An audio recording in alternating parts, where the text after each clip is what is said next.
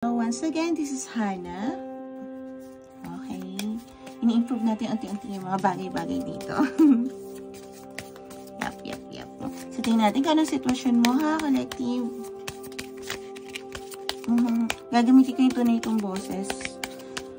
Parang, ayaw ko lang. Yun yung sabi ng guides ko. So, tingnan natin. Tarot Angels, please help us kung ano ang sitwasyon na ating collective. Oh, that's nice. Tarot Angels, please help us. Give me another 2 cards. Oh, wow. Ay, mas tingin ko na. Okay. Nakakababayan. Uy, hindi nasa Pilipinas lang ako. I mean, nakakatawa na kasi lumabas na yun kanina dun sa English version. Kaya hirap na hirap ako mag-English break.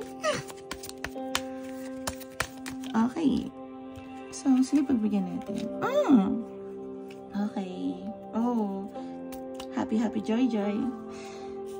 So, may gusto ko nang sabihin after ng siguro yung step backs mo sa taong to.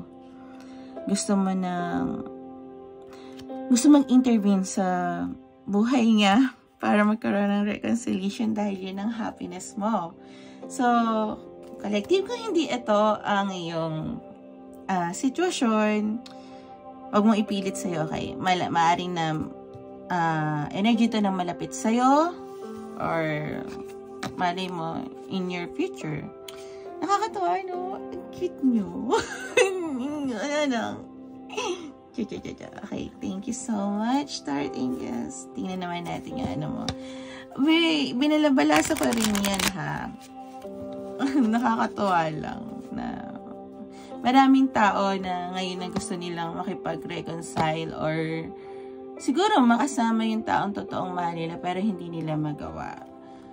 May mga iba-ibang sitwasyon tayo at yung tao na siguro na iniisip natin, hindi natin naiintindihan dahil gusto lang natin yung nasusunod natin, yung feelings lang natin iniintindi natin, which minsan mali din yun.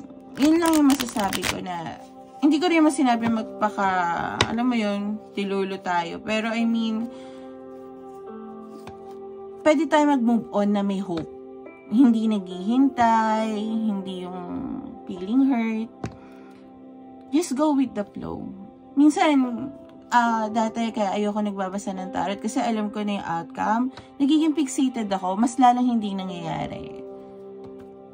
You know, yung divine timing, ano siya eh, nakakaloko talaga minsan. Trust me. Okay, thank you so much. Tarot Angels, so ano po ang mensahe natin sa ating collective? Okay. Oh. Thank you, Tarot Angels. Please give me, okay. Oh, okay. So, wala ka ng ano be, wala ka ng option na iba. Ito na yung taong pinipili mo talaga. Ito na yung taong pinipili mo, na tingin mo, sa lahat ng nangyari sa buhay mo, siya yung taong para makakapagbabalance kung anong nangyayari sa'yo, kung bakit nangyari yung mga yon. Parang nakikita mo na yung dahilan kung bakit may mga bagay na hindi nag-work out, bakit hindi noon, bakit kailangan maging ngayon, bakit ngayon parang ready ka na, dahil gustong-gusto mo na magkaroon ng new beginnings at love with that person. Love reading pa rin tayo. So, nagsisimula ka. Ready ka rin magbigay ng makipag-communicate sa kanya kung ano yung mga plano mo. Maging honest ka lang. So, kung halimbawa nade-delay. Kasi iniisip mo yung mga bagay na gusto mong sabihin.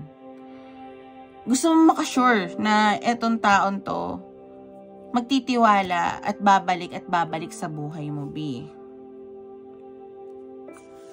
magkakaroon kayo ng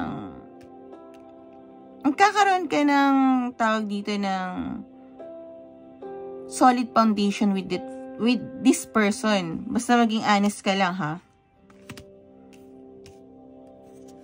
Kasi kahit ano nang gawin mo, kahit na maraming tao siguro, tawag dito, alam mo yun, yung apple of the eye ka ng lahat.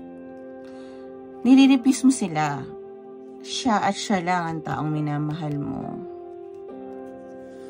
Nagkaroon kayo ng endings ng tao na to, kaya nag-surrender ka, pero ngayon, willing ka na magpaka-nganga uli sa love. And, to be honest kung magmamahal ka, start at zero.